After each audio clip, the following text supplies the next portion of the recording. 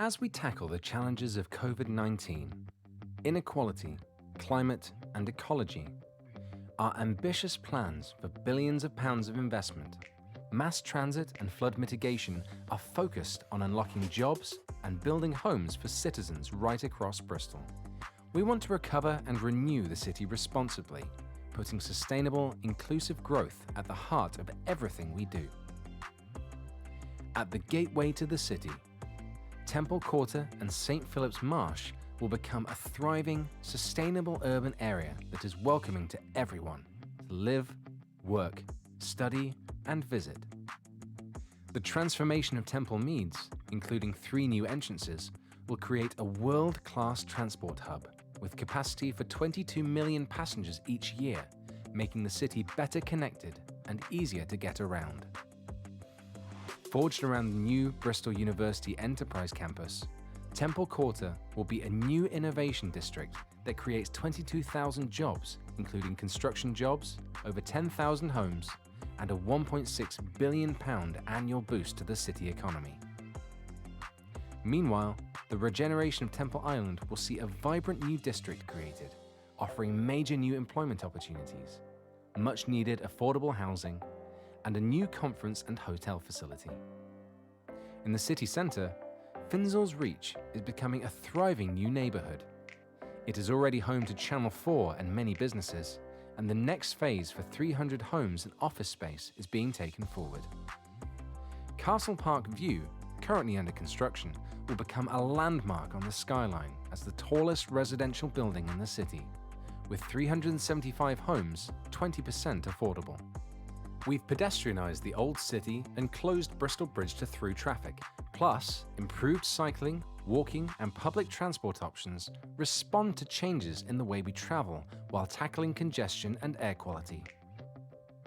And in the city centre, we will renew and reconceptualise the area as long-term shopping habits change. The ambition is for a livable, vibrant, well-connected centre with a mixture of homes for families and others supporting an accessible and resilient leisure and retail offer, day and night. At Frome Gateway, our first climate-resilient housing and mixed-use development, we're working with the community and developers to create at least 1,000 new homes, new workspace, and improved green spaces. Looking north in Southmead, work starts soon on a community-led development at Glencoyne Square, creating 120 new homes, a health centre, library, better cycling links, and community space. It will create over 300 jobs and benefit 40 local businesses and employers. Directly shaped by local people, the development will meet the needs and aspirations of current and future residents. Nearby, over half of new homes at 2 development sites at Lochleys will be affordable, giving more people the opportunity to own or rent their own home. The developments will provide a mix of flats and houses to ensure mixed, balanced, and sustainable communities.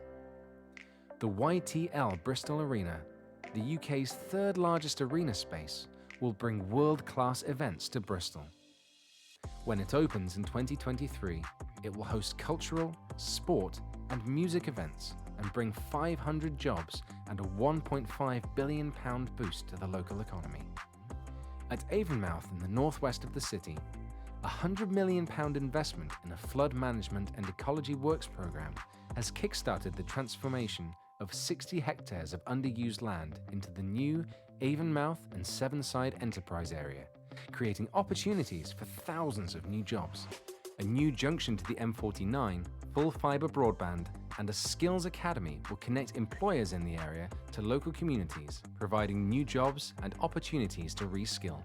Supported by improved transport links and the numerous businesses expected to locate there, the enterprise will provide an estimated £358 million boost to the city economy. At the entrance to Bristol's historic harbour, the aspiration of Western Harbour is to create a vibrant neighbourhood which responds to the needs of the city and local communities. Featuring homes, retail and leisure, and high-quality public open spaces, it will maintain and celebrate links to the water and its unique setting. Across the river to the south, 5 brownfield sites will come together to create Bedminster Green, Centred around improved open spaces, it will have excellent transport links to enable active travel and make the area more sustainable. Alongside 1,500 homes, the project will strengthen retail and employment opportunities, enhance and restore the neighbourhood, and act as a catalyst for the overall regeneration of the area. Ambitious, large-scale plans for Hengrove Park and Hartcliffe campus will create new homes and a community and business area that will provide jobs and opportunities for local people. At Hengrove, work starts on 1,400 new homes, 30% of them affordable, in 2022. The development includes new office and retail space, a large public park, a new South Bristol Skills Academy, a new primary school, and community and sports facilities. At nearby Jessup Park on the Hartcliffe campus site, 30% of 350 homes will be affordable, with social rent and shared ownership options, and priority lettings for local residents. Alongside improvements to make active, sustainable travel easier, a new site for the expansion of Bottom Yard Studios and the redevelopment of the existing site, there is potential to create 700 new jobs, bringing significant benefits to South Bristol residents. The city's sustainable and inclusive growth will be underpinned by better transport connectivity. Supported by bus prioritisation and suburban rail improvements, 4 mass transit lines will connect communities across the city region. Routes to the north and east of the city, as well as towards Bath and through the south of Bristol to the airport, will create reliable, low-carbon, sustainable travel. The transformative impact on our transport network will better connect people to jobs and opportunities. Like all cities, we have our challenges, but with a focus on sustainability, inclusive growth, and a values-led recovery from COVID-19, we are creating the homes and jobs so Bristol is a place where everyone will flourish.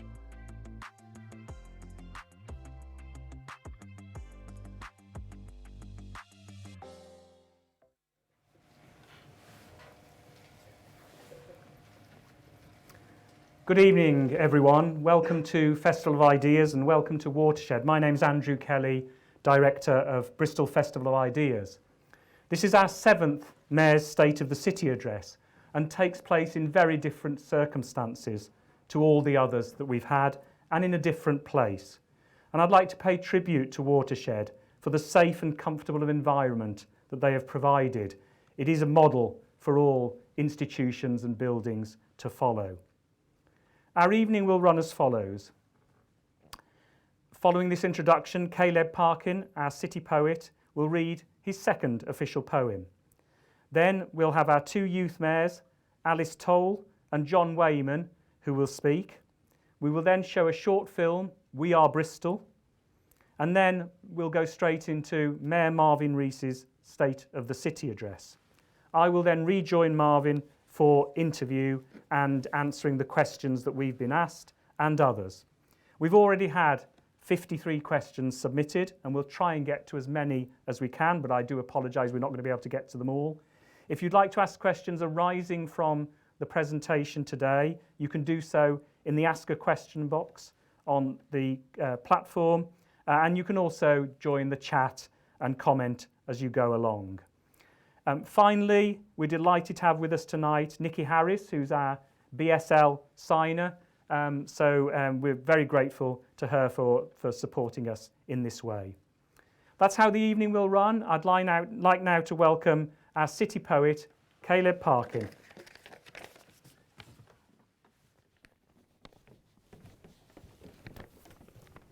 To wake my face up from being under the mask. Hi everyone, it's good to see some of you here and those at home and watching elsewhere. The first poem that I wrote as city poet, I wanted to do something quite celebratory and I wrote a party poem and I felt that it took its own shape and form as a party. For this piece I wanted to do something quite different and more contained. I've written a sonnet for the poetry geeks among us. It's a Shakespearean sonnet, but hopefully you won't really hear the rhymes or be able to tell that that's what it is. The reason that I did this is, this year has been so unruly and incomprehensible that I felt like it needed a container. And so for me, a form like a sonnet is a way of doing so.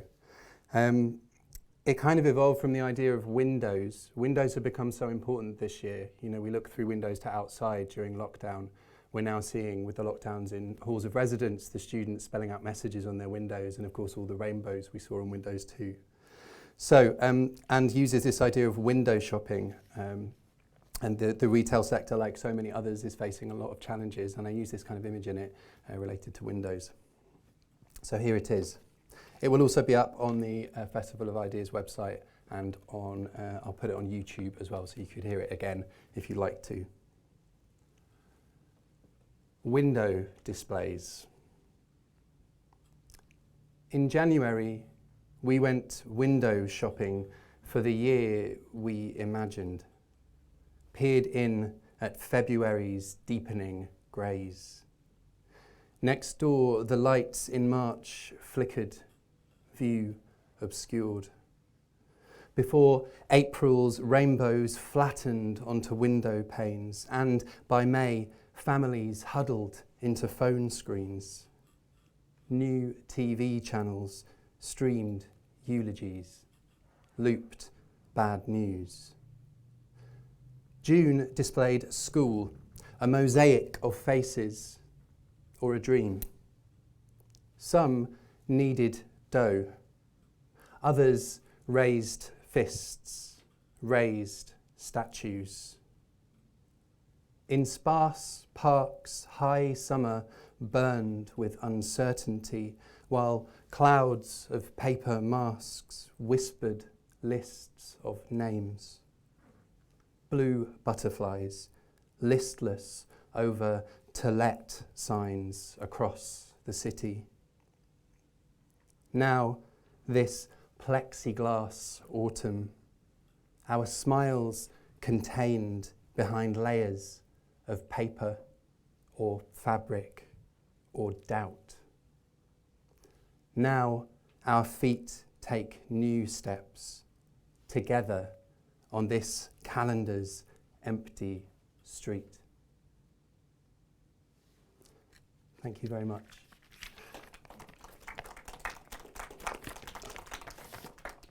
Thank you. I'm going to hand over now to the youth mayors.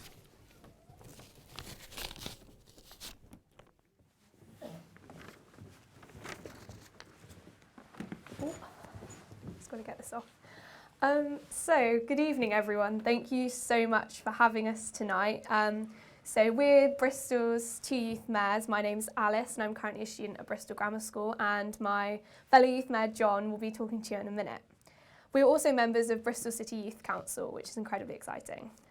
Thank you for allowing us to speak tonight. Due to social distancing, we can't be up here together, which is incredibly weird, but hopefully over the course of our two, hopefully interconnected speeches, we'll be able to give you an overview of the Youth Council as well as the work we've been doing personally as youth mayors to date, and hopefully move on to our message for young people of Bristol at the end. So what is the Youth Council? We thought this would be a really important place to start because not everyone knows. Despite our best efforts, the Youth Council is not something everyone knows about, and we have a standard response that we've all sort of adopted to this question. We're a group of 37 young people that represent the views of young people to the council and its partners, but what does that really mean? The Youth Council is a group of 37 young people. We have 32 elected members aged 11 to 18, as well as 5 co-opted members from local youth forums. The groups we currently have represented, and I've got to get this right, are Young Carers, Freedom Youth, Children in Care Council, Unity Youth Forum and Wessel's Listening Partnership. We represent the views of young people in Bristol and are elected every 2 years in Bristol's Big Vote. The Youth Council works in campaign groups, and we have one formal and one campaign meeting a month. The campaign groups we currently have are Ytl Bristol, Supported Mental Wellbeing, Environment and Transport and Youth Voice. We have 2 members of Youth Parliament, Molly and Leah, who represent Bristol in UK Youth Parliament. And we also have myself and John, our 2 youth mayors. Hopefully, that gives everyone a better understanding of what we do. We thought we'd like to start on this. So, what have we been able to do as youth mayors so far? And it's a bit of a tricky question. I mean, our term was disrupted by COVID, being elected in February. We were right in the midst of it. And our term of office has looked slightly different from previous youth mayors, but that doesn't mean we haven't been working incredibly hard. We have spoken at full council and at Commonwealth flag raising on Windrush Day, and we have been lucky enough to be asked to speak at the Commonwealth Local Government Forum, which is a link we're really keen to continue to foster. We have also been engaged with the media around the exam fiasco, for want of a better word, I'm not quite sure what you'd call it. And I was lucky enough to be able to do 2 BBC interviews on this subject, as well as speak at an online protest, which was very inspiring, but not something I ever thought I'd be doing. All the young people that spoke at that were amazing. We have also, and perhaps most excitedly, launched an international organisation, which is slightly scary. So in August, we launched the International Youth Mayors Association, which has taken off to be something I don't think any of us could ever have imagined.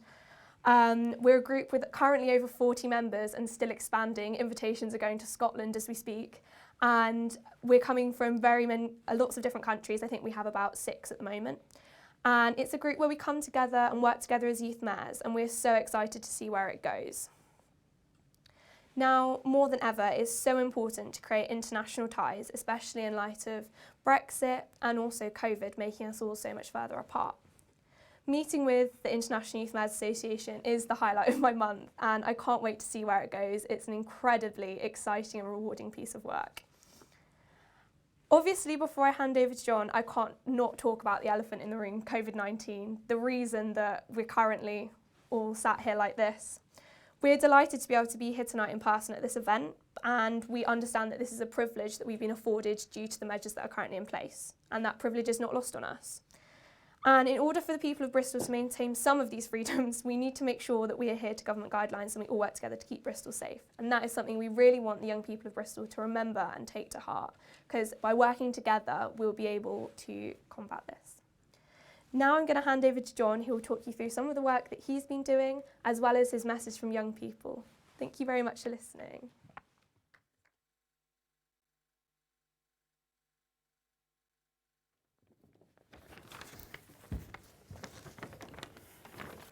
Hello, my name is John Wayman. I am a student at North Bristol Post 16, and I am Bristol's other youth mayor. So, in addition to all of the brilliant work that Alice has described, we've worked on Bristol's belonging strategy, looking at young people's sense of connection to the world around them. We also created a survey trying to gather young people's voices on how COVID and lockdown have affected them, which we have recently published in a report. We felt that it was very important to understand young people's unique experience of the last 6 months so that they can get the mental health support they need going forward. In addition, I have done my own work as a youth mayor.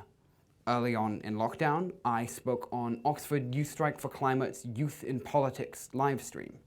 And I also wrote a piece supporting the recently launched Bristol History Commission, which discussed the importance of presenting a diverse historical narrative to young people.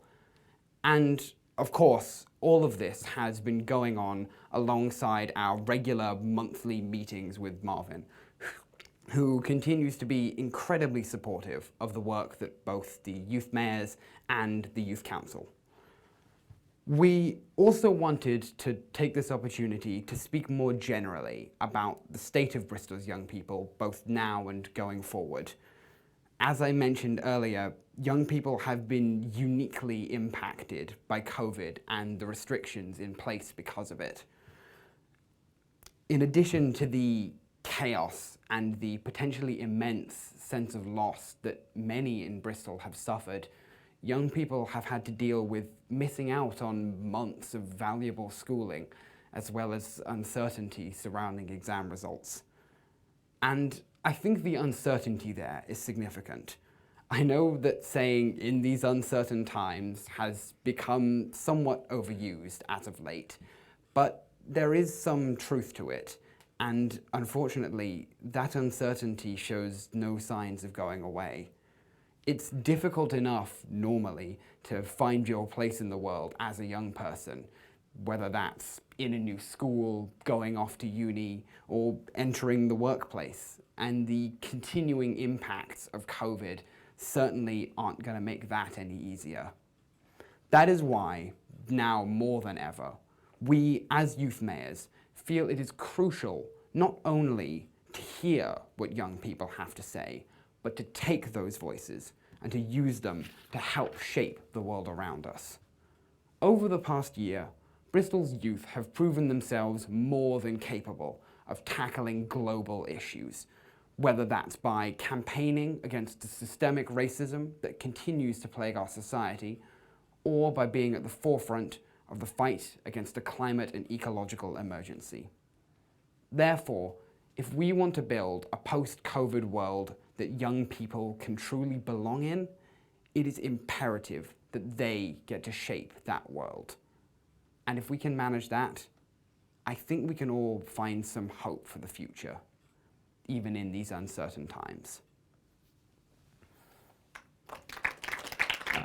Thank you. There will now be a short film, and then Marvin will give his address.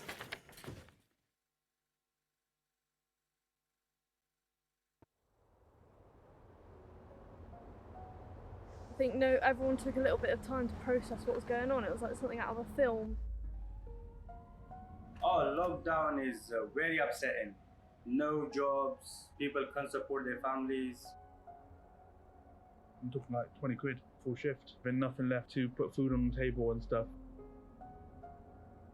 If I can manage to just keep my head above water, I'll be okay. The stress, I'm hardly sleeping at night because you think, am I going to have a business next week? You like to be a tough guy and say it's all fine, but there was some real low points.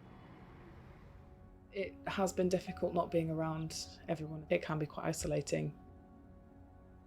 We know of 3 suicides.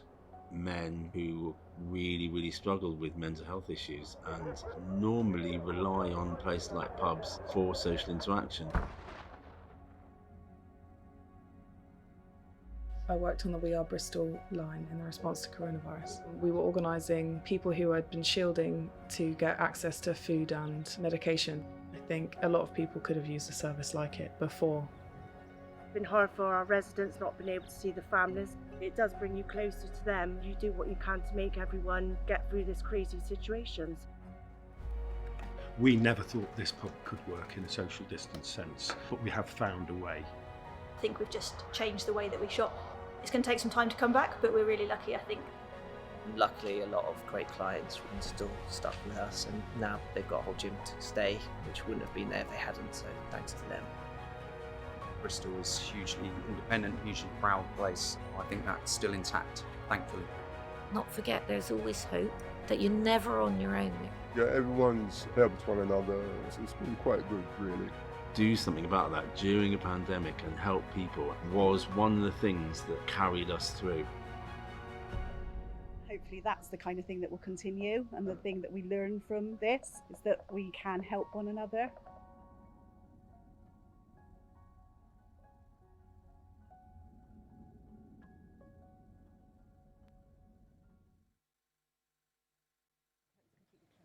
Right, can I get a couple more glasses? Well, fantastic start. Thank you very much, Caleb. Really welcomes our new city poet with this engagement, and the youth mayors again, outstanding as usual.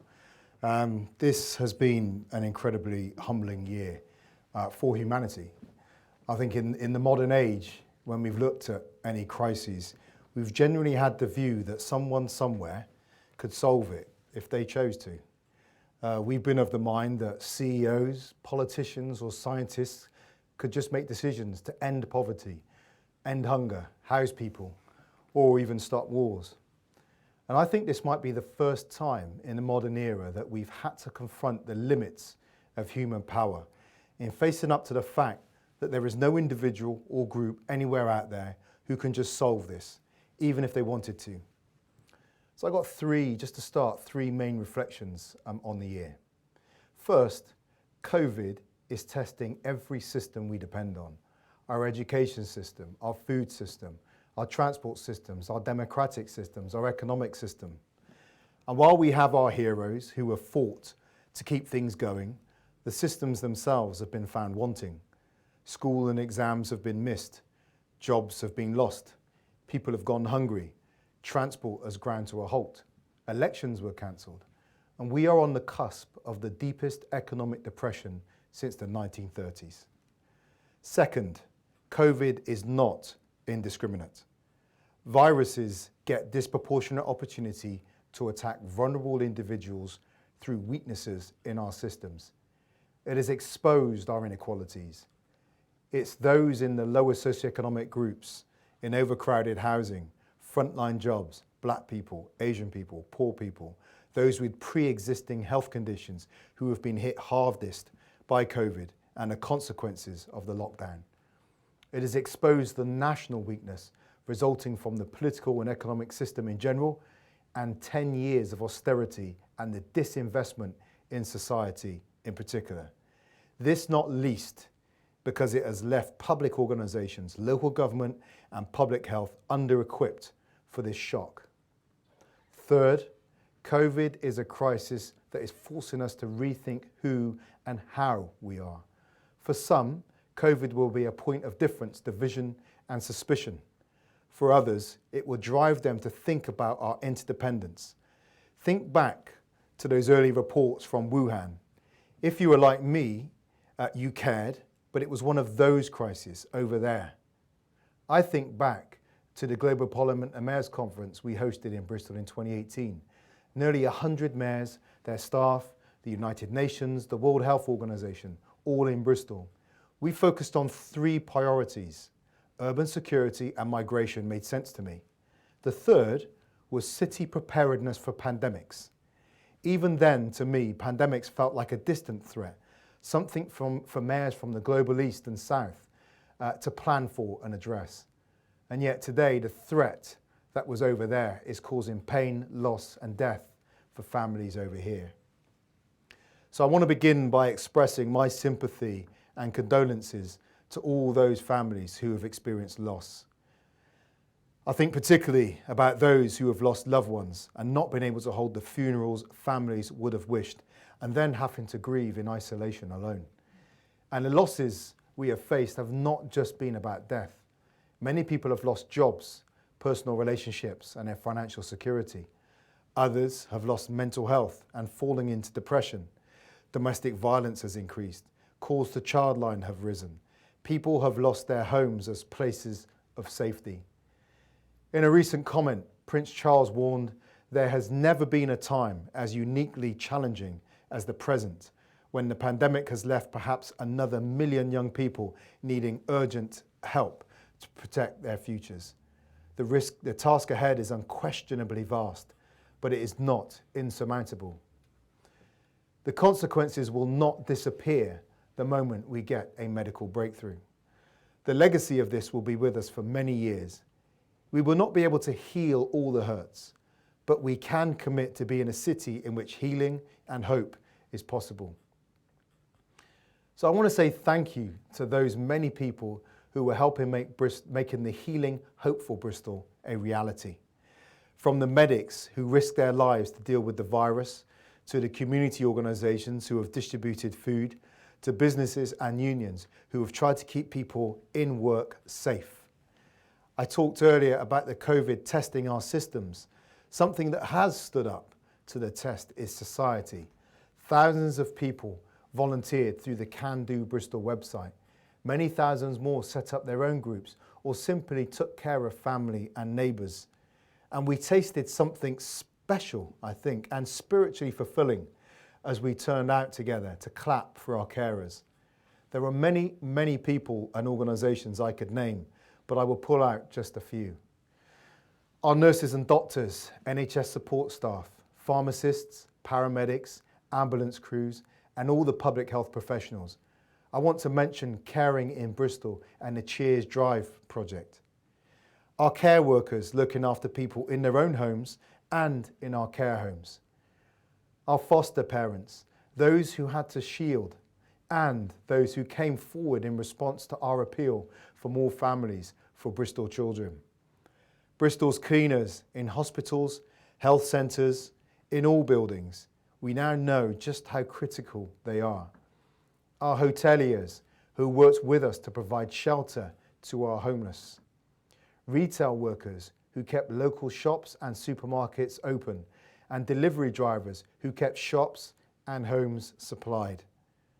Of course, I need to mention the Bristol Food Union, Feeding Bristol, Bristol Food Banks and the Hunger Programme volunteers like the Dawa Tes Islami charity, a mosque-based food bank, and particularly the work of James Edwards, Projects and Partnerships Manager of the Bristol City Robbins Foundation, and, I must add, Adam Tutton, Chief Executive of the Bristol Rovers Community Trust.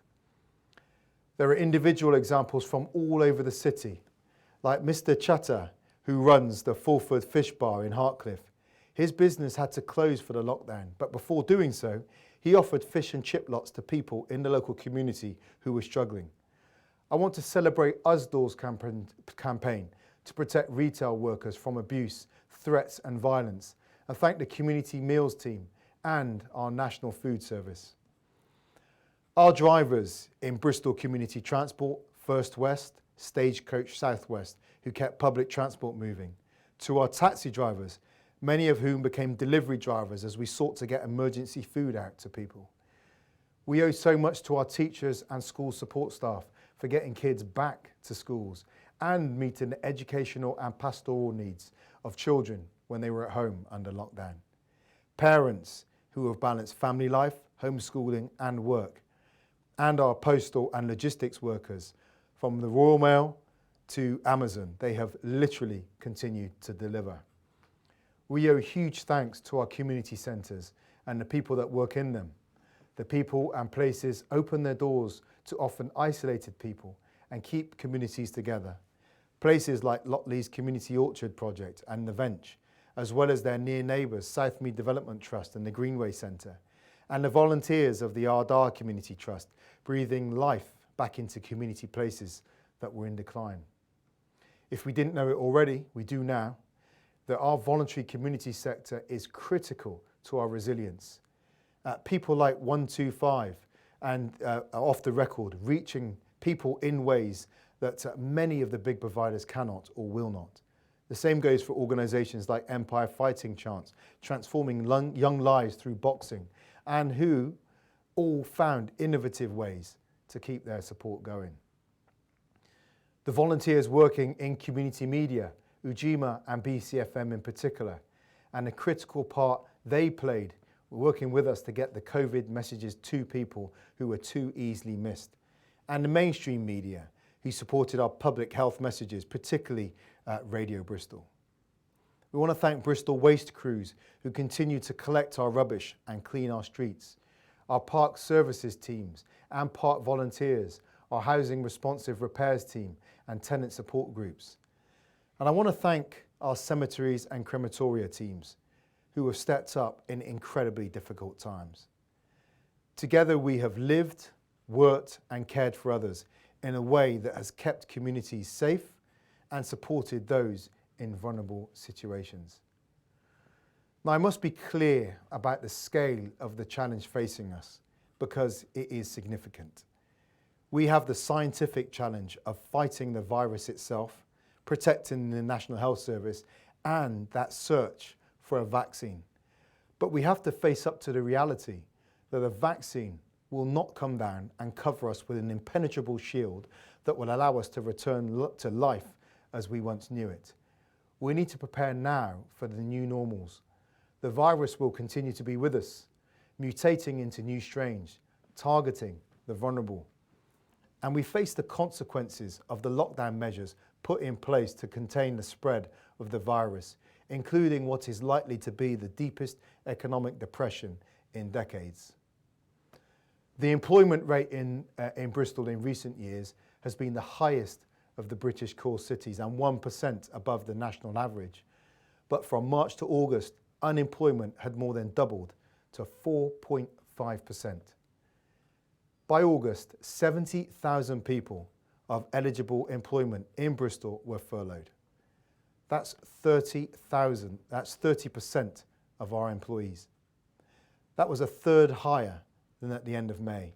It was the highest among 16 to 25-year-olds, where 44% of eligible employees in that age group were furloughed. Bristol's economy has let at least 8,000 fewer jobs. A recent Business West survey showed that 37% of firms are looking to reduce labour costs, even as they were accessing the national furlough scheme. And only 6% of companies are recruiting compared to 15.7% at the same time last year. The employment of young people in Bristol is heavily concentrated in the retail, hospitality and food sectors, with around 40% of young people in employment in our city in those industries. That is double the rate for all ages in employment, and they are in the very sectors facing the biggest risks. Looking at the furlough numbers can guide our understanding of projected jobs at risk. So in the region, 78% of workers in the accommodation and food services sectors were furloughed. 72% in the arts, entertainment and recreation sector. 63% in construction. 42% in the wholesale, retail and motor trade sectors. Huge numbers of jobs that will undoubtedly be at risk in a prolonged recession. 4.5% of the UK workforce is employed in the cultural and creative industries. That's over 10,000 workers in Bristol. 70% of those are or have been furloughed, and many are further at risk. 56% of film and TV production companies have cancelled planned work. Events and festivals have lost 11.5 million visitors nationally.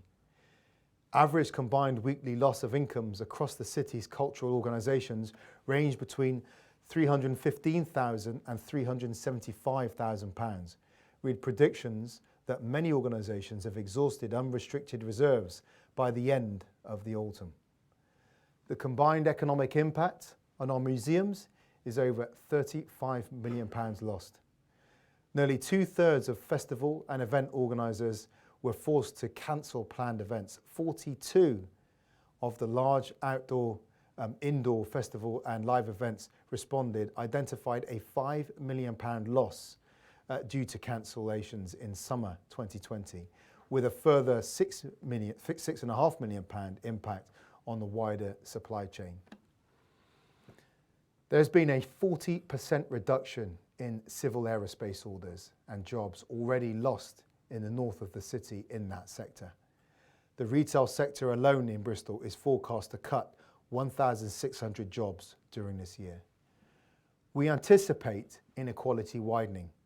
It is the most vulnerable and working people who will take the biggest hit from the downturn, and it is they who will be least well placed to benefit from any economic upturn when it comes.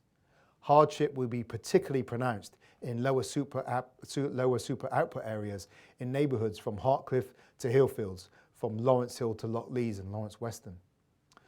Further and rising infection rates, a winter spike alongside the usual winter pressures on the NHS will build pressure on our health systems.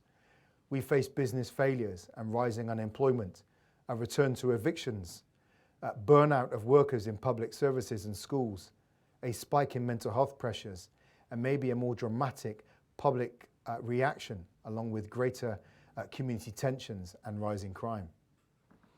And as need in the city rises, we in Bristol are joining other local authorities across the country in challenging national government to face up to the reality that the amount of financial support they are providing is not enough to enable us to meet the scale of need.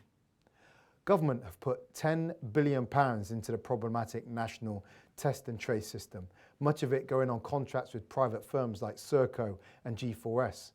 This amounts to more than 100 times Public Health England's £90 million annual budget for infectious disease, and 25 times the £400 million divided among the 343 English local authorities to spend on test, trace, contain and outbreak plans. Bristol is actually facing a £14 million hit this year and a £22 million hit next of funds not covered by the government. And so we find ourselves in the middle of a pandemic, on the cusp of an economic depression, with a model of national governance that holds power tightly in Westminster and Whitehall, who were looking increasingly likely to add a no-deal Brexit to our uncertainty. If there is one thing I hope government is learning, is that there is huge resource and expertise available to them if they work effectively with local leaders and place shapers in towns and cities across the country. At the city gathering in the summer of 2018, Bristol was presented with a plaque declaring us a city of hope. As with all such declarations, there is much about the possibility that is in us and what we want to be as they are about what we actually are. Hope isn't merely an attitude, belief, or status. It is something we continually work to create. I have often cited the proverb, suffering produces perseverance, perseverance character, and character hope. The suffering we are facing can be a step toward hope, but the movement from suffering to perseverance is not guaranteed. Without support and leadership, suffering can pull people and communities apart.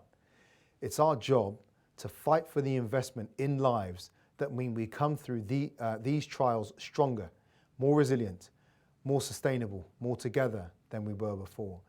That is how we build back better, and it takes thoughtful, good policy and leadership. In an article in The Lancet, Richard Horton, The Lancet's editor-in-chief, and I understand a former student at Bristol Grammar School, argues we need to develop our understanding of COVID.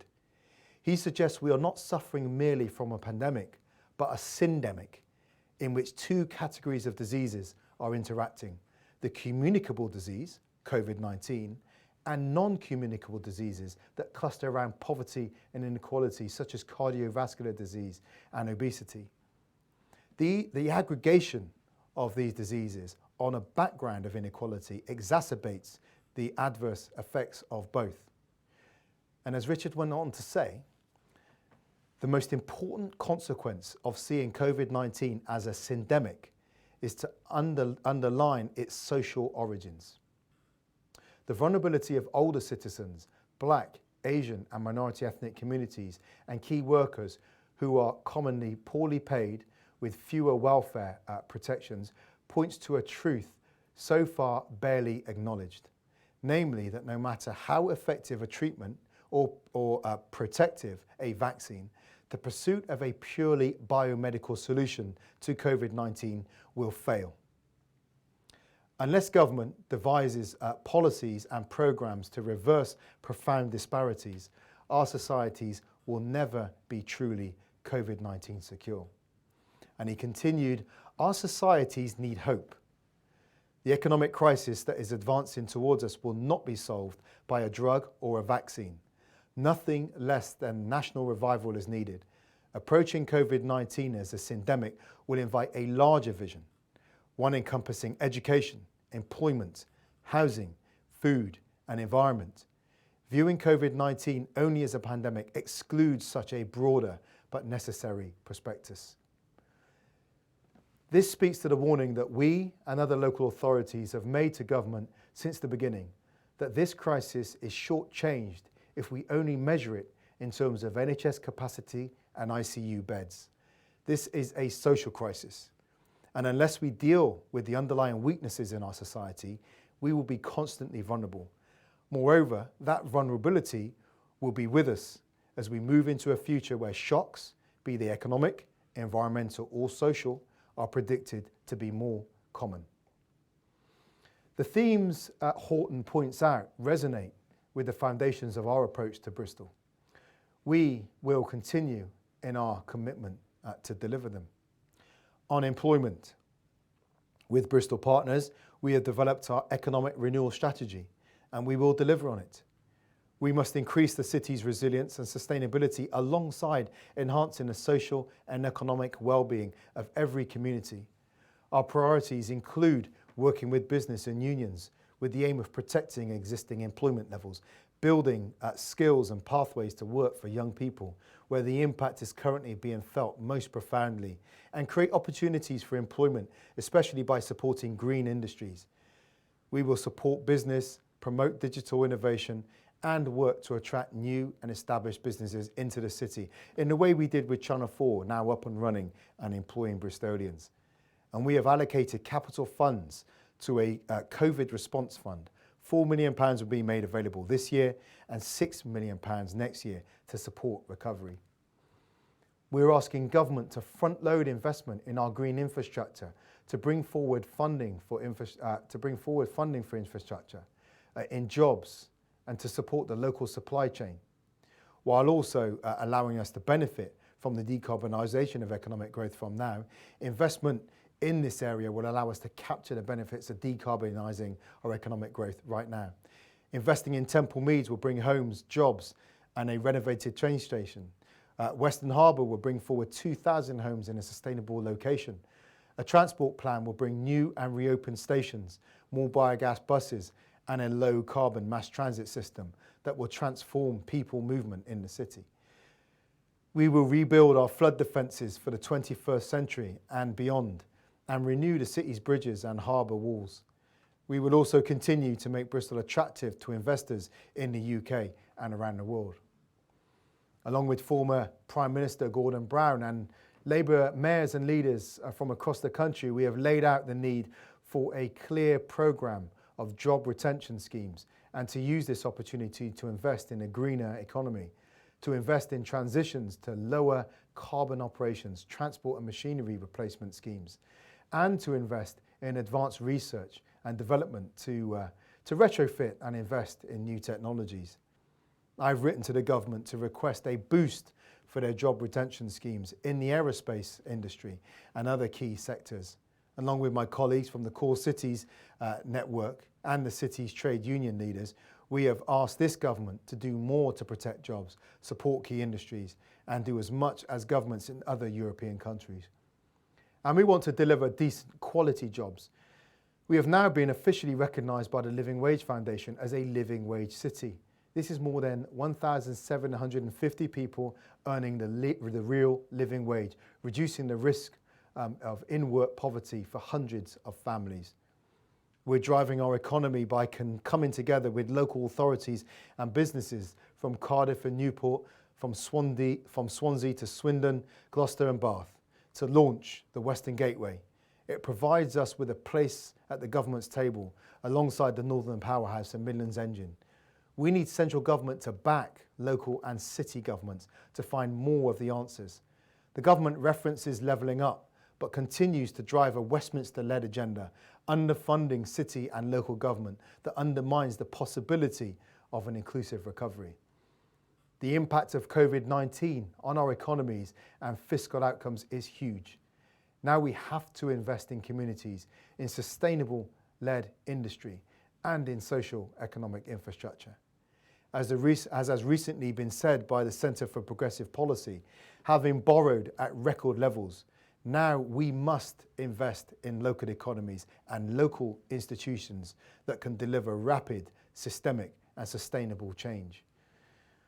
With the devolution white paper delayed and a lack of commitment to localising solutions when that is clearly required, I echo the comments of the Archbishop of Canterbury, Justin Welby, who said, "The new normal of living with COVID-19 will only be sustainable or even endurable if we challenge our addiction to centralisation and go back to an age-old principle, only do centrally what must be done centrally."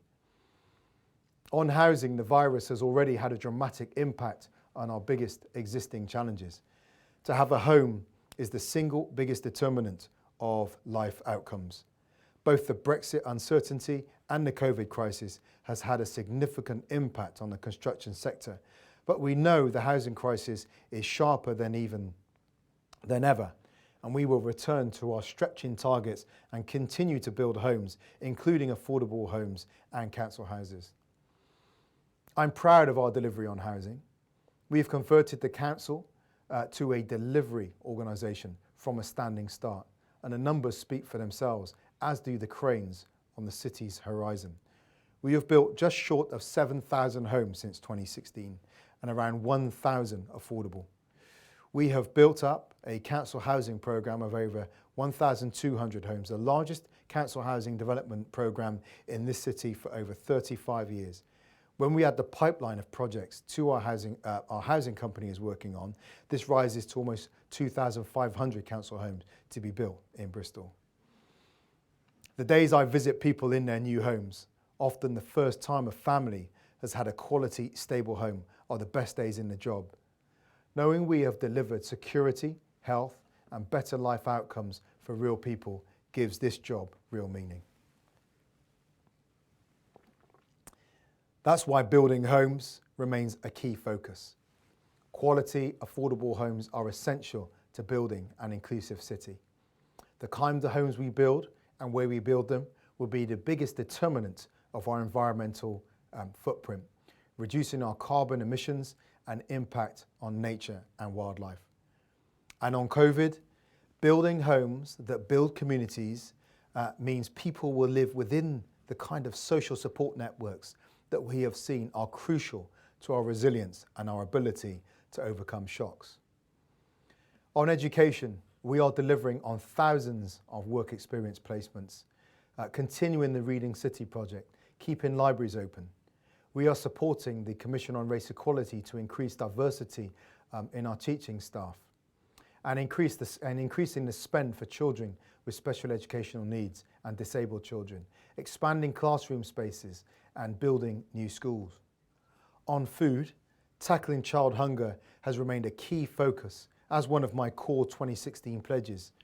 We have delivered with partners in Feeding Bristol and other schemes set out our ambition to achieve Going for Gold standard and exploring plans for food growing schemes in every ward in the city to support sustainability and tackle food poverty. On the environment, we are working with partners through the Environment Board to deliver our climate change response plan.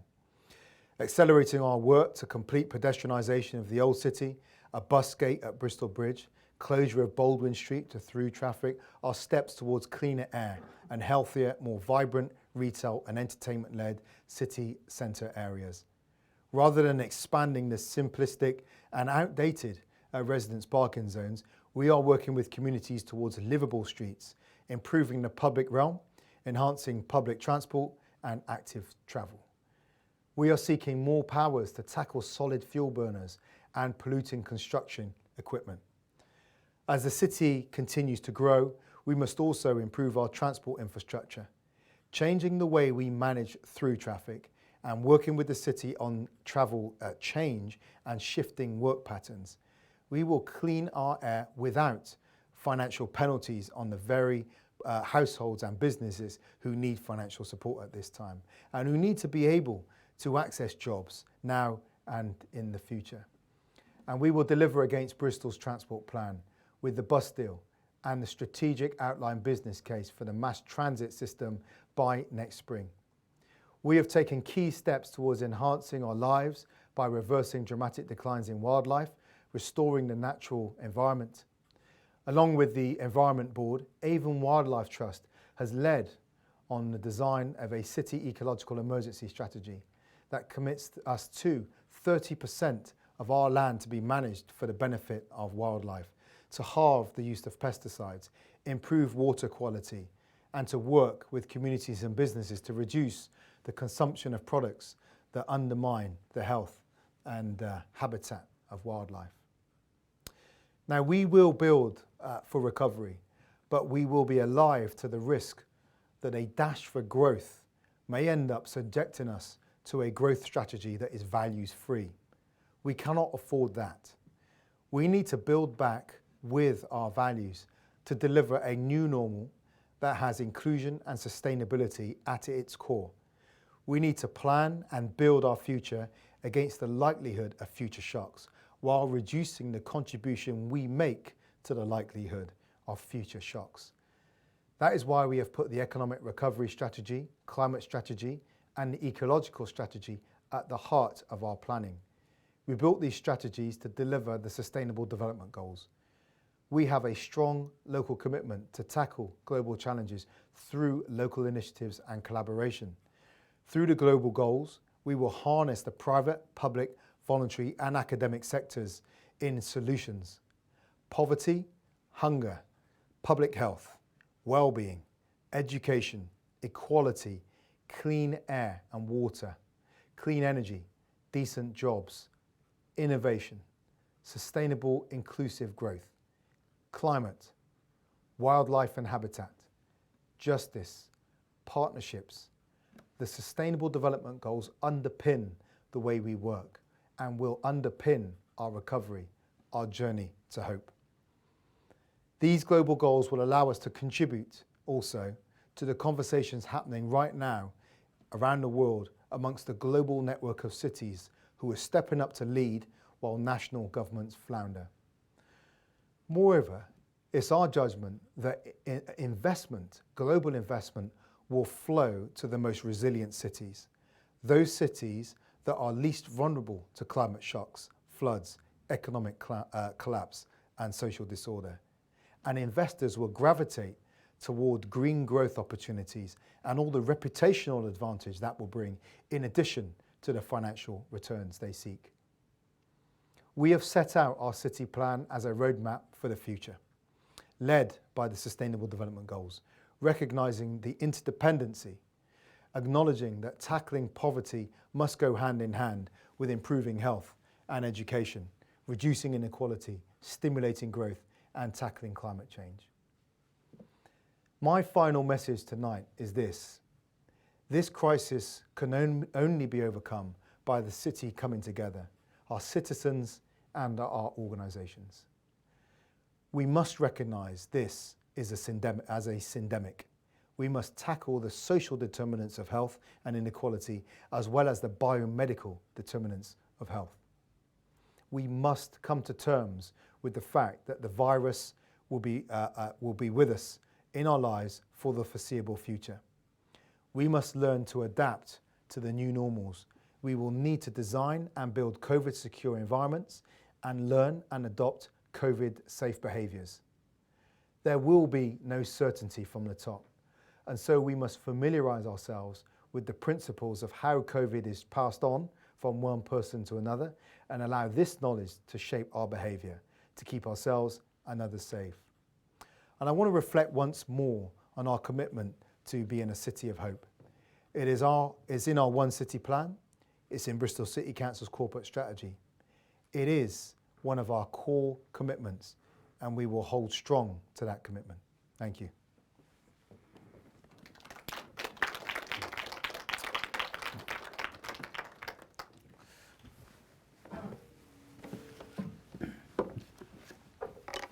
Thank you very much, Marvin. Just to remind people, my name's Andrew Kelly from Festival of Ideas, and I'll be hosting the post-State of the City address interview session. Marvin, I wanted to start by, this has been a bruising year for everyone, really. What's the impact been on you, and how are you feeling?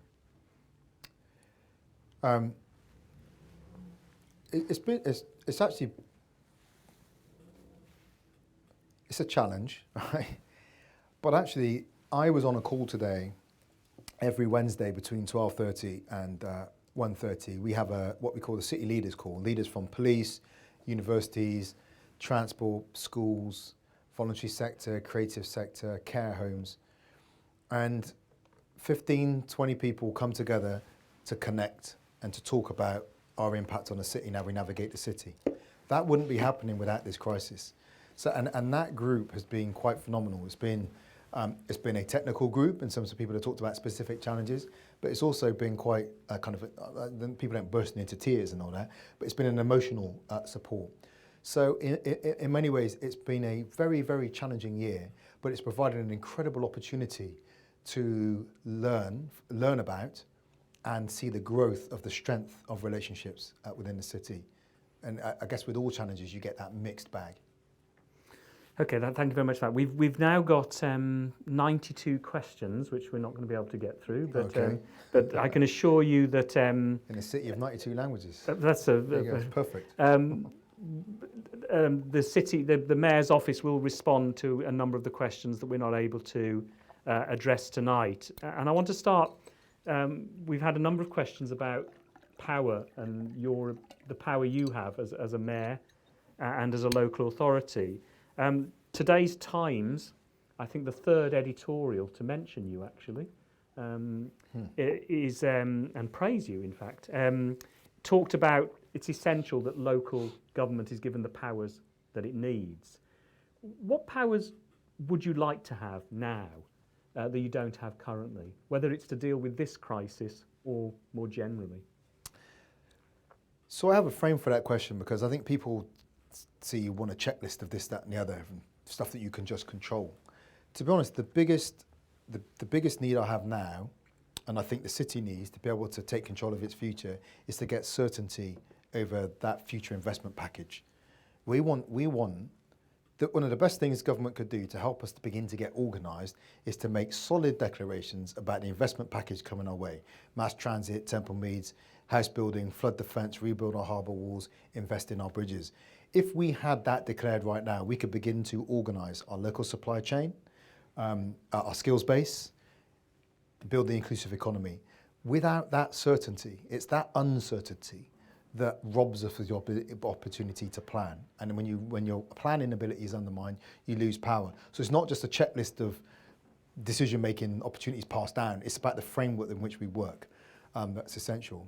But right now, I would welcome the I just think what I would like government to do is talk to us much earlier about its COVID response plans. Right from the very beginning, Andrew, I was pointing out that local authority leaders were watching the news every night to find out about the government's latest position on COVID at the same time as everyone else. That's not okay.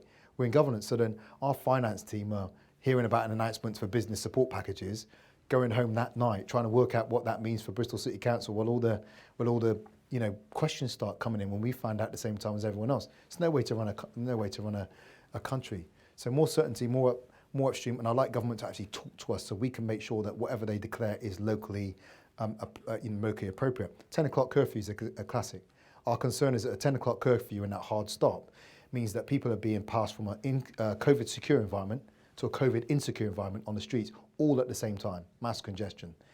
It's an unintended consequence. We know what the intention was, but the unintended consequences is an enhanced risk to our population. Could have talked to us about that. We have more control over how it's implemented locally.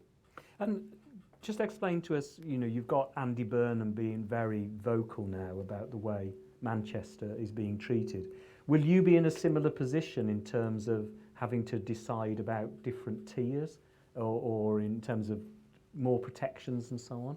Well, we need to be. I certainly think that certainly government would have heard the message of the need to talk to authorities across the country before they steam ahead.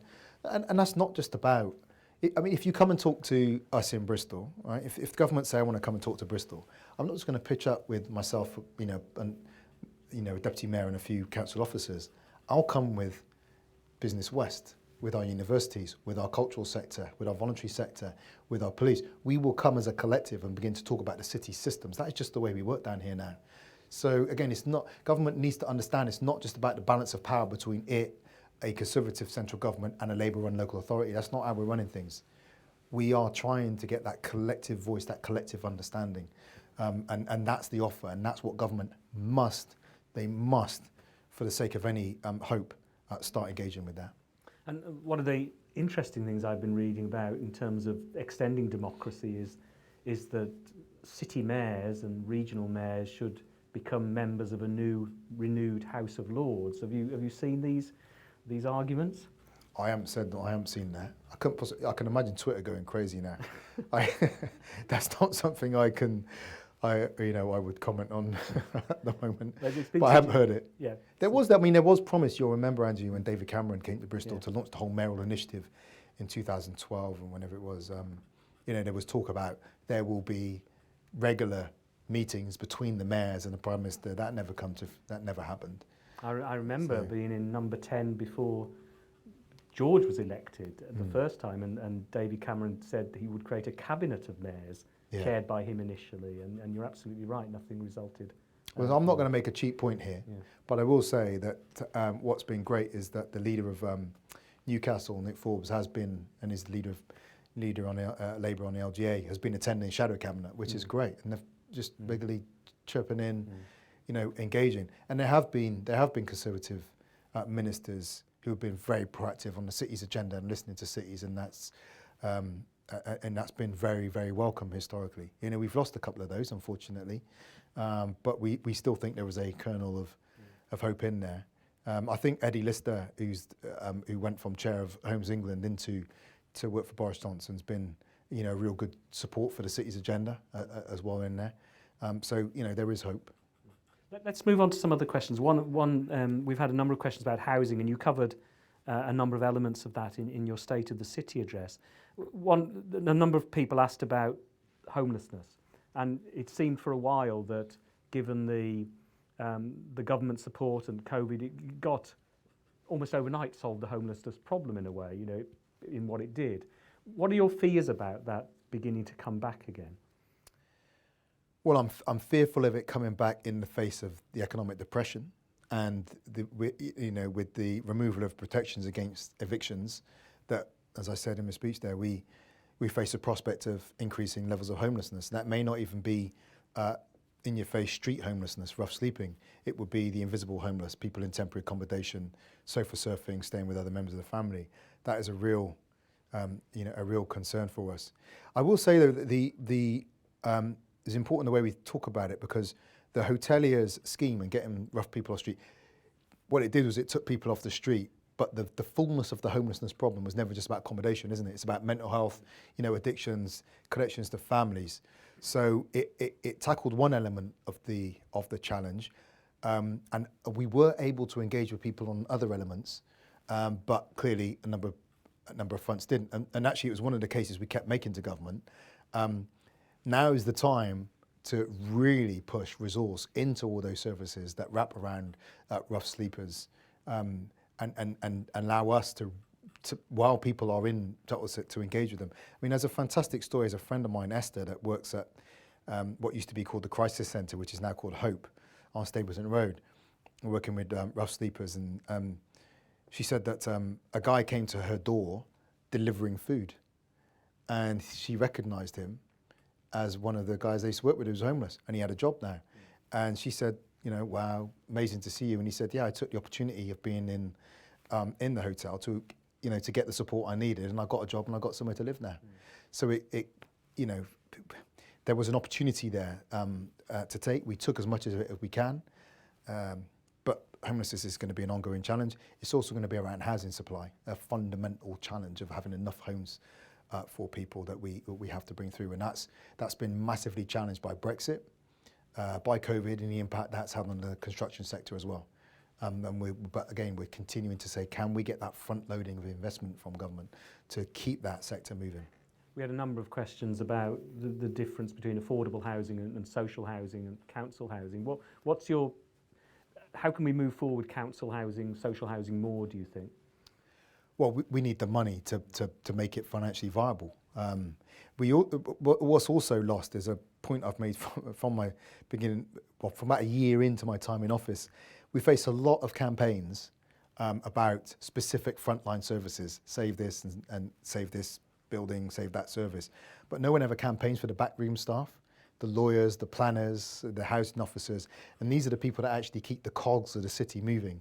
They're the ones who identify land, ready it, write for the grants from government, broker the deals, and, dare I say, enter into the negotiations with developers when they're contesting what share of any development can viably be brought forward as affordable. And, that's an accountancy game as well that needs to be proven. So that backroom capacity is going to be really essential. I will share that only recently we sat in a room and with our Executive Director of Growth and Regeneration, looked through all the things we wanted to do in Bristol. It's a fantastic list, big infrastructure projects, flood defence, all the things I mentioned. And we actually started to say, right, what's our priority? You've always got to have priorities, but it was a painful process because there were things that we'd like to do that we simply have not got capacity to do because of the size of local authority after 10 years of austerity at the moment. So that's a painful process we're having to face up to. But again, that city leaders group that we've got, that's the place where we can talk about these things and begin to talk about how we support each other. And just linked to that is the work that you've done in establishing the city office. There were a couple of questions about that. Do you want to talk about how that's going now? I think the city office is great because it's developing a life of its own. I'll give you an example. So for those, say what the city office is. So the city office is basically a recognition that what Bristol is not the result of the decisions of any single organisation, right? People sit at the intersection of decisions made by us, the health service that we don't control, the universities that are small towns within Bristol, the police force, which is, again, it's its own organisation with its own elected political head of one. So I don't control everything. So the question is, how can we bring all of those kind of forces, as it were, together around a smaller number of shared priorities so we genuinely deliver for Bristol? That's the city office, bringing those organisations together to work in a much more coordinated way. And they've produced a Bristol One City plan. And that is us as a collection of organisations making a clear statement about what we want Bristol to be in 2050, and then working out what we need to do, what we need to achieve, what challenges we need to overcome every year in sequence. And that's important. You should do some things before others every year up to 2050 to get there. And the plan is important. If I can take space to use one swear word, there's a friend of mine who's in the army. He says, make a plan, any plan, just make a bloody plan, you know, and it's about just putting something down on paper. We can change it. Now, I'll give you an example of the way the city office has worked, I think, really well. And it's how it's empowered civil society. So there's an environment board. We have 6 boards leading 6 strands within that One City plan. There's an environment board. In December last year, Ian Barrett, who's the chief executive of Avon Wildlife Trust, in the environment board said, it's fantastic we've declared a climate emergency. It's great we're doing work on the climate strategy, but that won't in and of itself solve the threat to nature and species extinction. So we need to take nature into account. So he said that. So I said, Ian, it'd be great to hear some more about that. By February, Ian had worked up a paper that he brought to Cabinet declaring an ecological emergency in Bristol, the first declaration of ecological emergency in the country. In September, we launched the City Ecological Strategy. It was not just about the council, it's about the zoo, about the universities, the health service, how we're going to collectively work to arrest species extinction and promote life and biodiversity within the city. The council didn't write it. What's happened is there's space for it. Civil society organisation came through, wrote it, and led the city. And Avon Wildlife Trust did an incredible job on it. And that's a real challenge for us now. But it's about not being afraid of having challenging documents put forward. 30% of land over to promoting nature, reduction of the use of pesticides by halving the use of pesticides. These are city challenges, but they're ones that we are going to grapple with now. And I was going to come on to the climate emergency and the ecological emergency, because I wanted to ask you how you know, there was a big push at the beginning of the year on these. There's been the big campaigns, the school strikes and so on.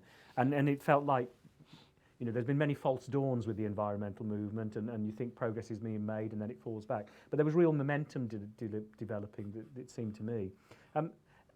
How do we keep that momentum going in the, you know, climate change and so on is an even bigger crisis than COVID, and then we're trying to deal with that now. You've given one example of how that momentum can keep going through the civil society organisations. But how do you, for example, address the issues that were around before and haven't gone away, like issues of clean air, for example, which we had a number of questions about? So first off, momentum can continue. It's just that not everyone knows about it, and it's not always loud. So I'll give you the classic example will be Colston Hall, now the Beacon Centre. The momentum about the changing of the name never let up, right? It's just that it wasn't loud momentum, and it ultimately came out with the, you know, with the event recognising, you know, the name had been changed. But it has been incredibly welcome to have the you know, voice of environment, because it's certainly raised it up the political agenda and given us a platform to talk to national and international organisations. But we do need to see change. We will do what we can within our power within Bristol. The city plan has a whole track around environment. The environment board is driving those with and influencing the other strands in the city plan around housing, transport, education and skills, health and wellbeing, and the economy. We've got the Sustainable Development Goals at the heart of what we do. We're actually being cited as a leading city on the world stage in the SDGs. In fact, someone from the Commonwealth Local Government Forum said that he cites 2 cities when he talks about the SDGs, Kigali and Bristol, which is like incredible, right? And there's a sort of humility with that, because we know all the weaknesses in our city. I'm acutely aware of, of our weaknesses. But nonetheless, people are talking about what we do. But the urgency, Andrew, comes back to that point I've made earlier. We need government to front load investment. So if I go to mayoral gatherings, and I was actually on the phone to someone from Open Society Foundation yesterday and talking about this. I don't want to go to more mayoral gatherings where mayors stand around and tell each other stories about great projects they've done in particular communities. If I go to a mayoral gathering and the mayor tells me about, we've done a fantastic job putting green walls all over the city, and it's cleaned up our air quality and it's made the place look fantastic. My first comment would be, sounds fantastic. My second comment is, well, how much did it cost? It costs money to do this stuff. If we put green walls up and we didn't have the expertise to maintain them, they would soon become brown walls of dead plants.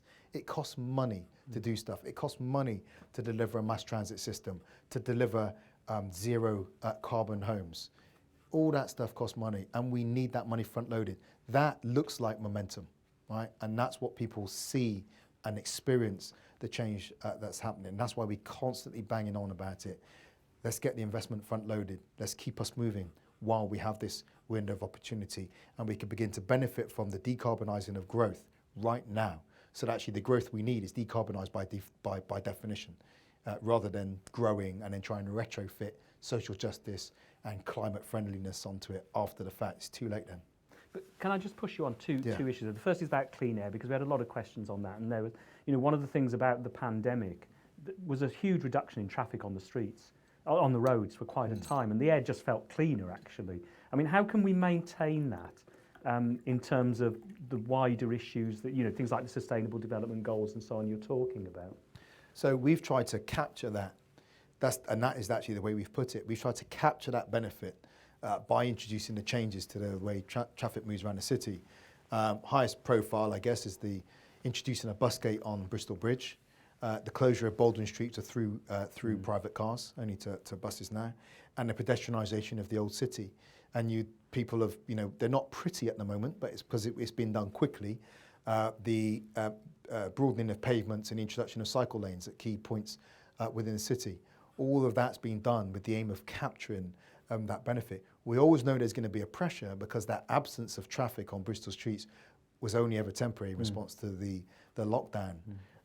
But at the same time, we've mapped that into the bus deal, which is, so for example, the number 2, which is a very important route that goes from one side of the city to the other through the centre, has been doubled in frequency, and that's what James Freeman has been offering. The more we can deliver the prioritisation of bus routes, then he can increase the number of buses on the street and biogas buses. And that, actually, Andrew, is also important to understand that we've never seen that in isolation. We're not trying to take a project by project approach. The idea is that as we develop this culture around the use of public transport and active travel, that will continue to underpin the business case for the mass transit system, which we are in the process of building as well. So the £4 to £4.5 billion mass transit system that we want looks more financially attractive as we go to DFT and we go to international investors to get it delivered.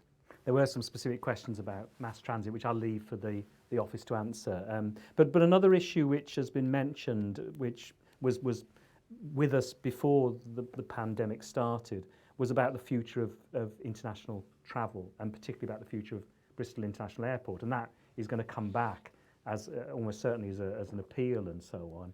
I mean, what do you think about the future of international travel and in terms of the airport and so on? Well, I think international travel is going to be very different because people have got used to Zoom. And I've participated in a number of Zoom calls with mayors from around the world.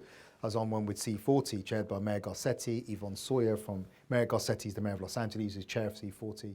Also sits on the Mayor's Migration Council with myself, and with Yvonne from Freetown, who sits on the Mayor's Migration Council and is a superstar mayor from the continent, the African continent. And that was easy. And I think we've got used to that and culturally used to it, so it reduced. In fact, I will say with the Global Parliament of Mayors, about this time last year, I tried to get us to take on a commitment to have mayors around the world commit to reducing their collective travel by about 50%, their collective air miles by 50%. It was just before C40. It was just a bit difficult to get the whole pitch worked up and mechanics of it. But we will we will see that. And the air travel is not going to come back for many, many years, which is what people are recognising. But herein is one of the dilemmas, and I'll say something about the dilemma. I talked about the loss of jobs, and this is why we cannot approach things as single issue politics, right? The airport is a mass employer.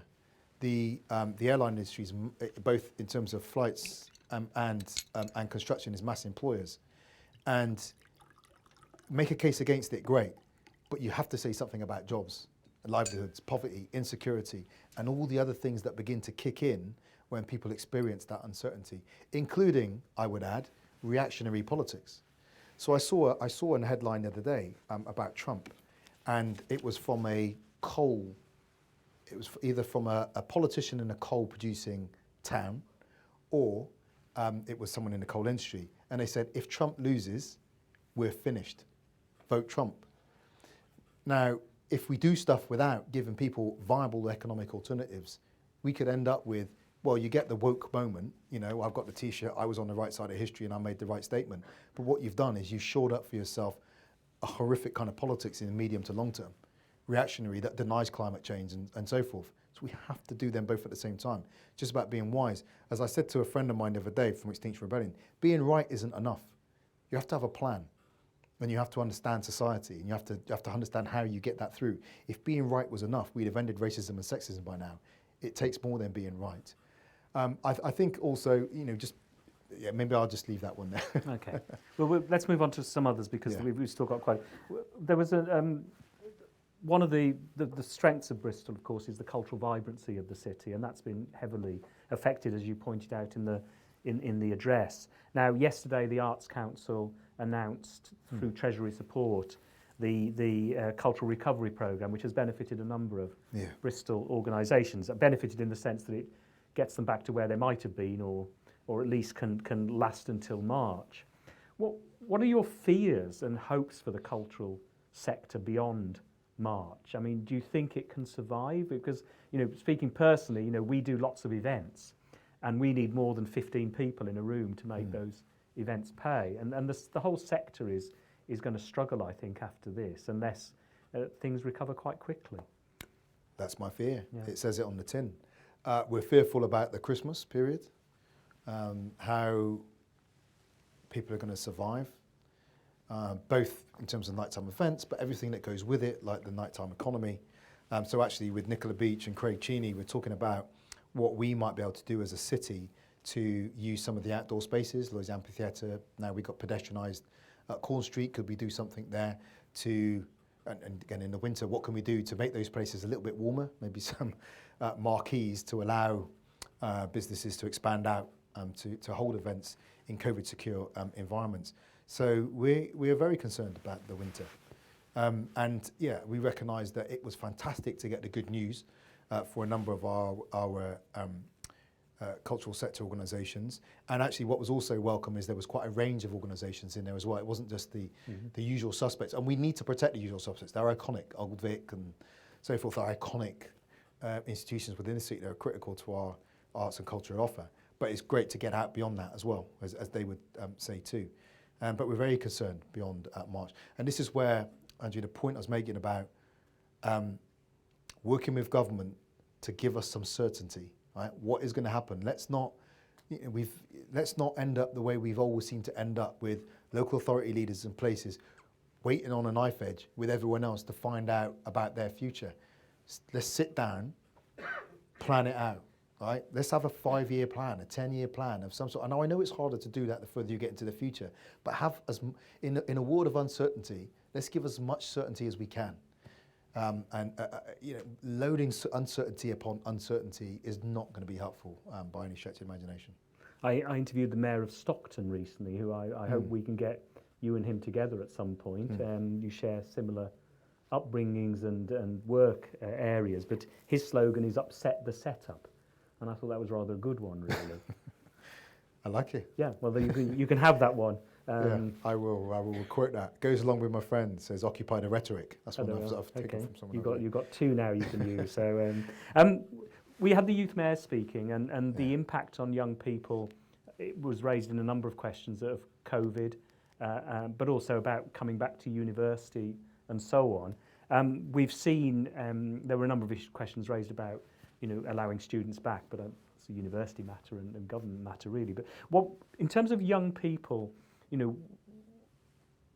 their future is even more uncertain than ever, isn't it? I mean, and this must be having a huge impact on their mental health, as was mentioned by one of the youth mayors. What can we do more for that? Because they're the next generations coming up. What can we do more for them?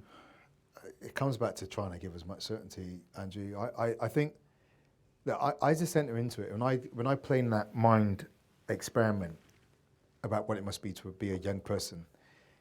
You're quite young. You've missed school.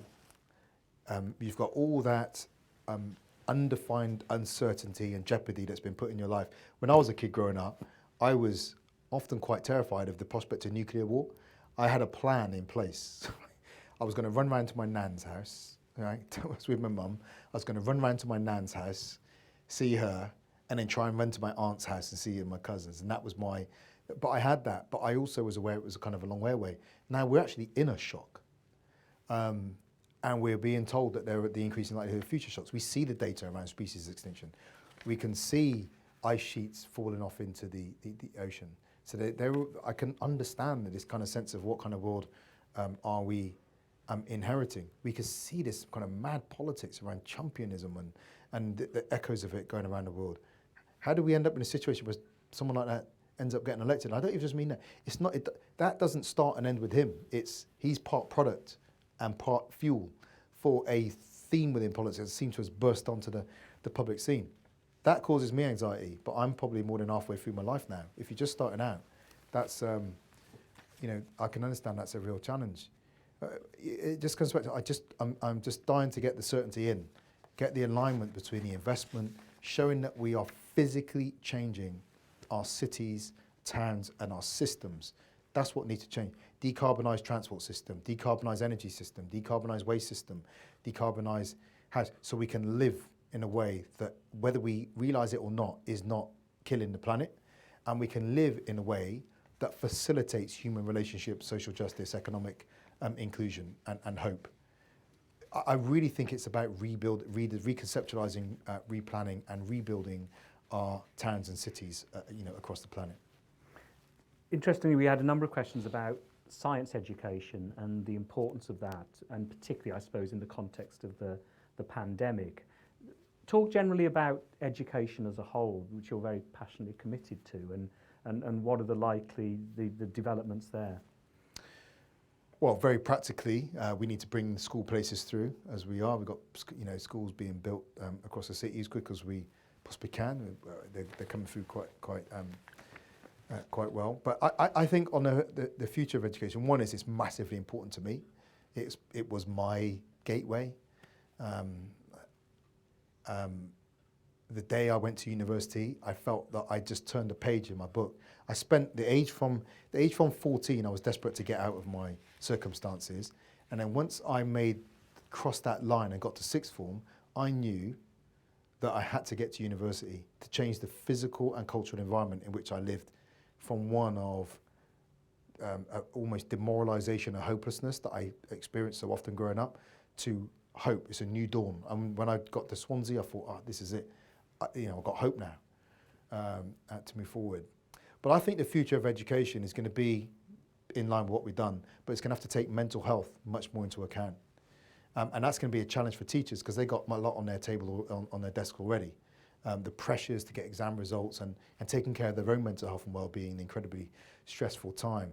But we're going to have to align personal, social development of children and young people with their academic level of attainment. So we're going to have to be thinking much more intentionally about personal resilience, not least because the thing that's been added to challenge children and young people today is social media, and the role that it has played in replacing the normal or the traditional ways of building up identity and personal resilience with likes, reposts, retweets, and the role that I think that is playing in undermining personal resilience, but not only undermining it, but removing those sources of strength that previous generations have had because they haven't had the opportunity to engage with them.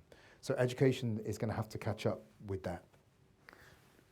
We saw a remarkable outpouring, as you mentioned in the State of the City address, in terms of volunteering and people caring for each other and applauding the health service and so on. But we've also seen incidences of reports of loneliness increasing and the reliance on the social care sector. Now, this is one of the most vulnerable sectors, one of the most underpaid sectors.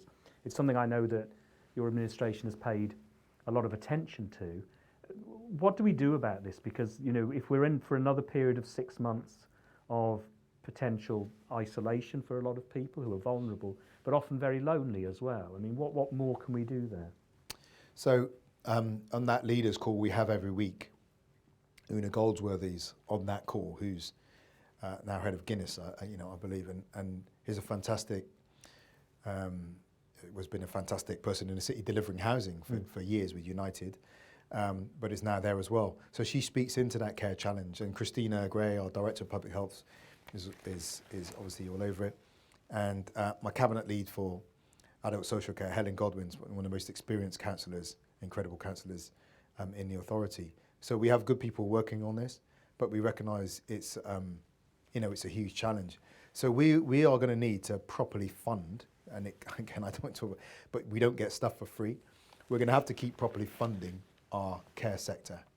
It just goes without saying. And there's a lot of pressure. There always has been pressure on it, and the pressure on it, budgetary pressure on it, is increasing.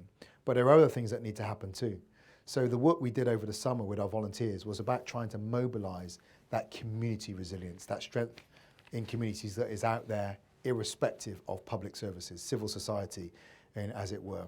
And hopefully some of that COVID recovery fund that we've got will also be there available to community groups to really to support them to be part of that resilience and building society. I'm also quite nervous about the implications of Brexit, particularly a no-deal Brexit, for what it would mean for our caring staff. Many of our caring staff are from overseas, and we do know that people have started to go home, or back to countries of origin. This is their home, but back to countries of origin. And that is another challenge that we are mindful of, that we haven't heard absolute clarity from government on. That could be a major problem for us as well. Again, is certainty, as much certainty as we can get is what we need. We had a number of questions on Brexit. I mean, I think it's been covered well, but we are entering a period, an almost perfect storm of a number of things coming together, aren't we?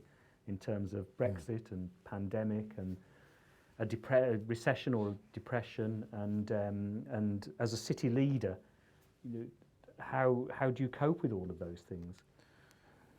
We just have to put it in front of us. We are actually we've been going through a process over the last few weeks of trying to map out the world that is before us, and we've been doing that with our city partners as well. So at the moment, it's a very unsophisticated looking Excel sheet that has strands on it. So some of the key dates, like the end of furlough, the end of protections against evictions, the US elections is plotted on it, the Brexit date is plotted on it. So we've got the key dates from momentous moments is plotted on this thing. But so are the trends, right? So growing inequality, what's happening with the levels of domestic violence. So we can think ahead and proactively prepare ourselves for the world as we think it's going to be, rather than a headline pops up or it jumps upon us and then we're reacting to it. So that is what we're doing. We're just trying to foresee as much as we can what's coming our way. As I said, it's not just a council project. This is a project with the universities and with business community, voluntary sector, care sector, and police and so forth. That's the best we can do. Using that paper as the basis for, one, looking at our own planning and how it influences the refresh of the Bristol One City plan, but also how it shapes our conversations with other cities across the UK, towns and cities, and with national government. So this is what's coming. Work with us on this. Yeah.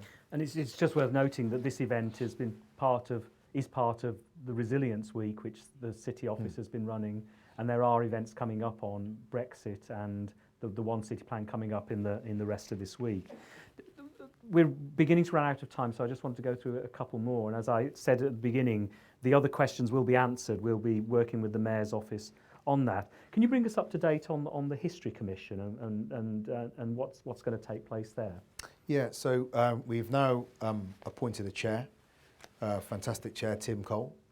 And one is, as a human being, he's a good guy, has that mix of ferocious intelligence and humility and gentleness, I think, which is ideal for the role. But also, as his specialism, historically, it was on the Holocaust and ghettoization and memorials, actually. And we have around about 7 members.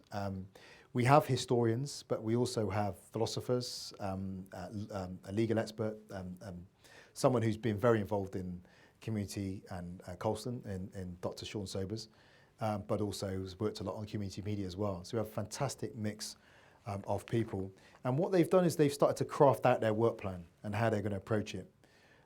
2 things I would say.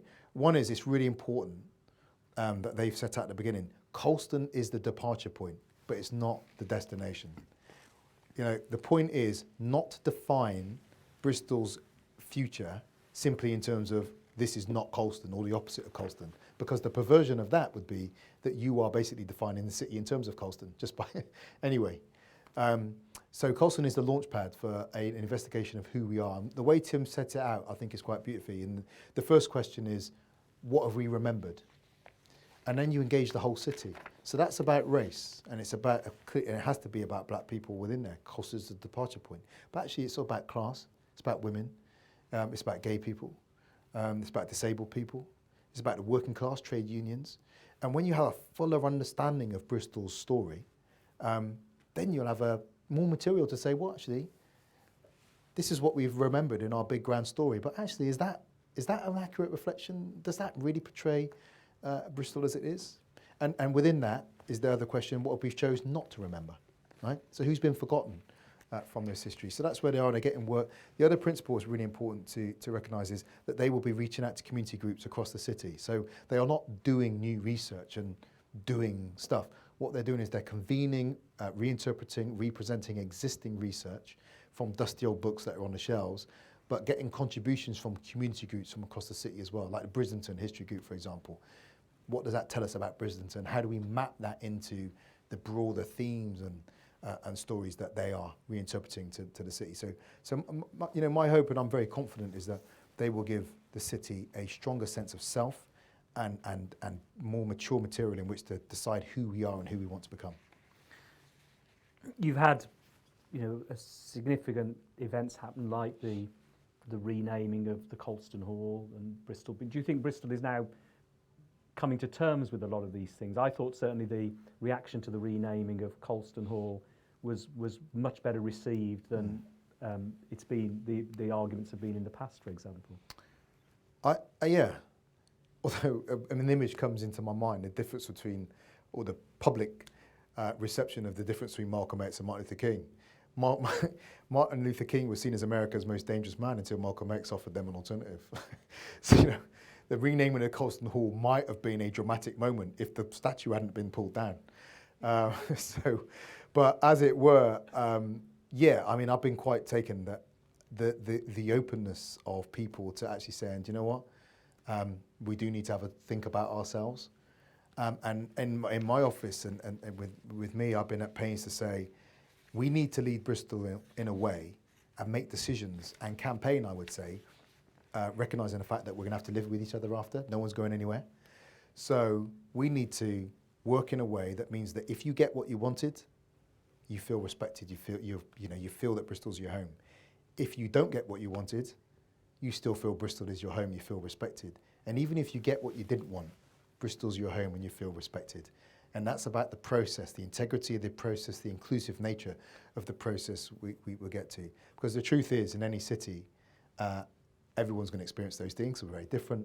And the art of city making is creating space in which people of contrasting worldviews, very different perceptions, can find a place in which they can live together. Even if they don't like each other, we can live together.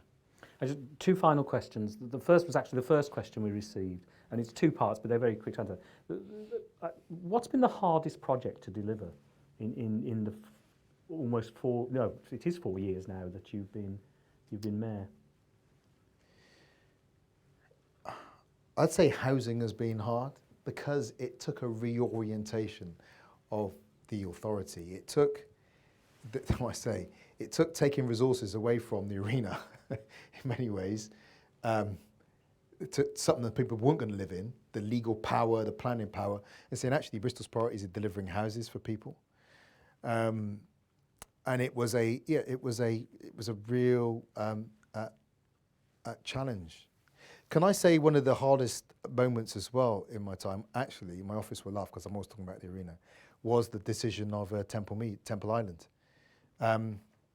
Look, it came to the point, we knew that there was a political decision and there was the right decision. And the discussion was there, do you make the political decision or should you make the right decision? The political decision is easy. You know, we took 50 million quid off the delivery price. Here you go, Bristol, here's your arena on Temple Island. But the finances of that were disastrous for the city. And we made the right decision, even though people were saying this is going to lose you the election.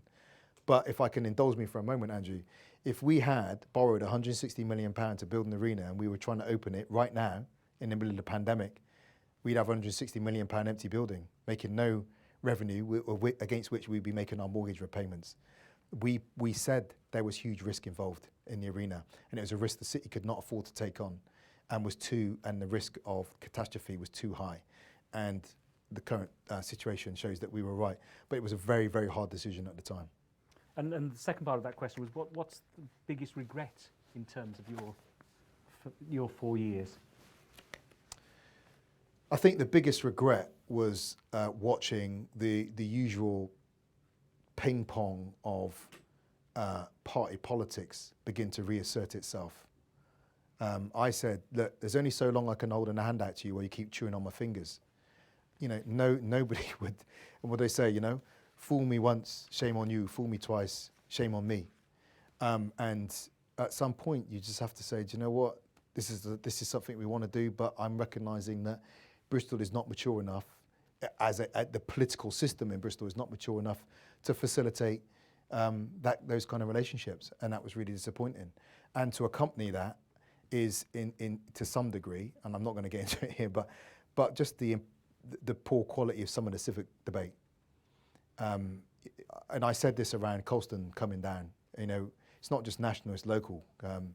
But you know, most issues are a lot more complicated and nuanced than they're presented. You can't capture it in a statement or an easy headline or a point of conflict. You know, most things are you're kind of 80% right.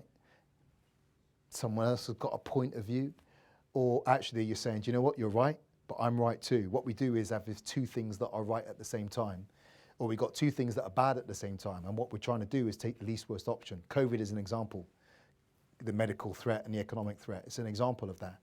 And the loss of space to have those kind of discussions in the city is, I think, is actually one of the biggest threats to the health of our democracy. That's how Trump got in. He was great media fodder, and he got massive profile because he gave you the conflict, he gave you the sensation. He did not give you the nuance. He didn't give you the, well, that's a good point, but kind of arguments. And I think it's a huge threat to us. You know, and it poisons our stories. Is it the West African author, you know, I quoted, it said, if you want to destroy people, poison the stories they tell about themselves. And there are lots of poison stories floating around the city. That's a real disappointment, and it's a challenge we need to take on. And that's something which we'll be doing more on next year in terms of issues around the future of democracy, freedom of speech and so on. We are out of time, I'm afraid, and I did promise to Nikki that I would end on time, given the valiant work that she's been doing. But I'm sorry we couldn't get to at least 80 of the now over 100 questions we've been given. But as I said, the Mayor's Office will respond to those questions later on, and we'll post them on our blog. Thank you very much, Marvin, for the State of the City address and for answering those questions. These debates will continue. I'd also like to thank Caleb, our City Poet, Alice Towle and John Wayman, our youth mayors, and also a big we've got a small crowd, but a big round of applause for Nikki, Nikki Harris, our BSL signer. If you want to know more about things like the History Commission, we've got an event on 18th of November, which has Tim Cole and some of the other people that Marvin mentioned. Speaking of that, we'll have many more events on our website soon. Thank you very much for watching and for contributing, and thank you again to our speakers tonight, and thank you also to Watershed for hosting us. Have a good evening, and thank you again. Thank you. Thanks, Henry.